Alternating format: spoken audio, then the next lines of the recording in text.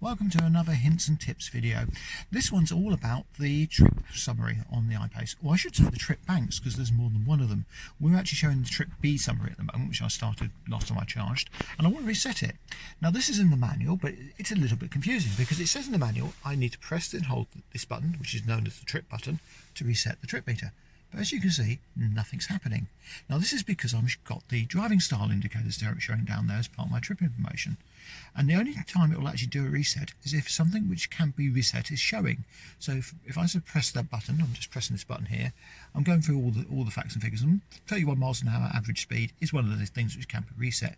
And if I press and hold now, you can see everything's reset. And it resets everything, not just that one indicator. Now you may also be asking, how have I got the driving style information on the trip meter? So if I press this button here, it brings up the menu, and I can see that the first option I've got is trip. If I go down to content on trip, I can select what I want to show on the trip meter. And one of the things you can do is turn on driving style. It's not on by default. Also on here is how you get to all the trip banks. So we're on B, we can go to A. A and B are ones which persist between turning off and on the car, so they can be multiple journeys. Trip Auto gets reset every time you start a new journey. So if we go to this one now and come back out, this will be our current journey. And you can see it was a quite short, sharp journey, which has used a fair degree of kilowatt hours.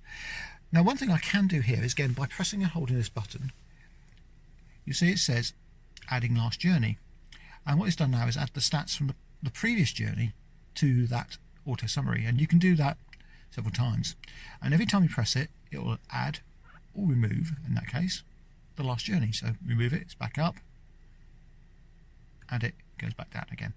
Just a useful little hint and tip on that. Now obviously the other place you can look at trip information is in your Eco data panel.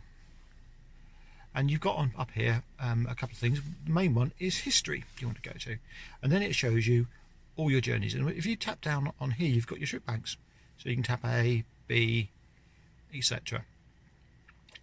And I've just reset both of them so they're not actually showing anything up. And then you can show your last few journeys as well, which is quite useful. The trophy actually shows you your most successful journey. So mine is currently 33.7 kilowatt hours per 100 miles, which isn't bad. That's obviously after the latest H.264 update. But yeah, all good stuff. Hopefully that's helpful. Again, as usual, if it has helped you, please like, please subscribe, click the bell button. That will get you notified when I post new videos like this one. And yeah, see you on the next one.